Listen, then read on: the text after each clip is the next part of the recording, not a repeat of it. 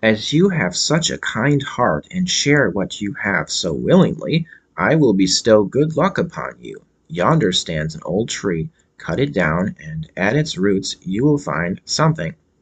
And thereupon the little man took his departure. The simpleton went there and hewed away at the tree, and when it fell he saw, sitting among the roots, a goose with feathers of pure gold.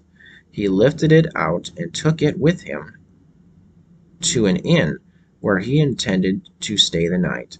The landlord had three daughters, who, when they saw the goose, were curious to know what wonderful kind of bird it was, and ended by longing for one of its golden feathers. The eldest thought, I will wait for a good opportunity, and then I will pull out one of its feathers for myself. And so, when the simpleton was gone out, she seized the goose by its wing, but there her finger and hand had to stay, held fast. Soon after came the second sister with the same idea of plucking out one of the golden feathers for herself, but scarcely had she touched her sister than she also was obliged to stay, held fast. Lastly came the third, with the same intentions, but the others screamed out, Stay away, for heaven's sake, stay away. But she did not see why she should stay away, and thought, If they do so, why should not I?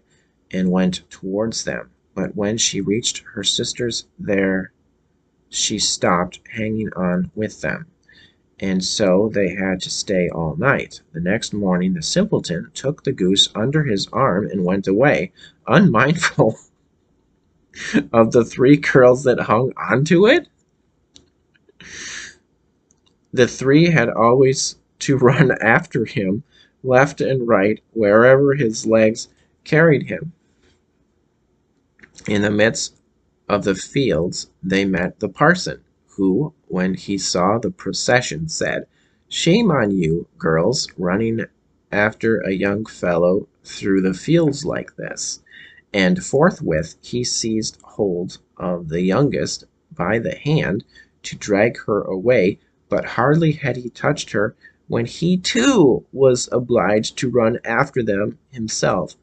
Not long after, the sexton came that way, and seeing the respected parson following at the heels of the three girls, he called out, Ho, your reverence, whither away so quickly? You forget that we have another christening today. And he seized hold of him by his gown, but no sooner had he touched him than he was obliged to follow on too.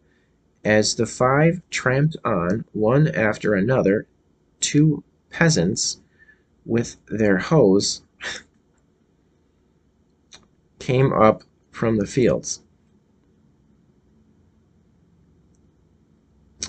and the parson cried out to them and begged them to come and set him and the sexton free.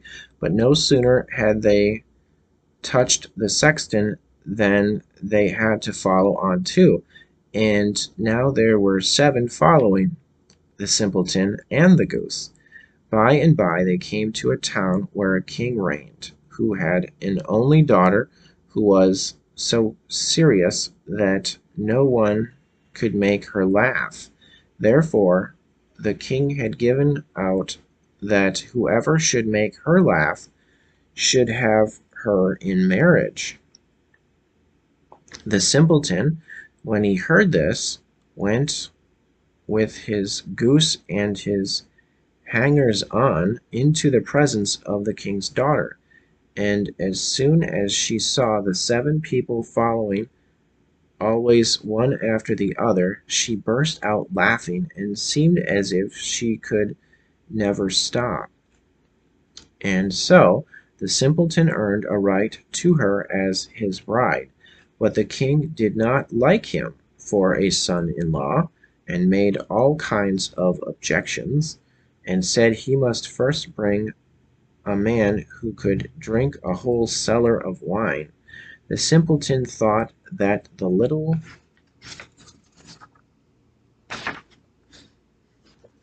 Gray Man would be able to help him, and went out into the forest, and there, on the very spot where he felled the tree, he saw a man sitting with a very sad countenance.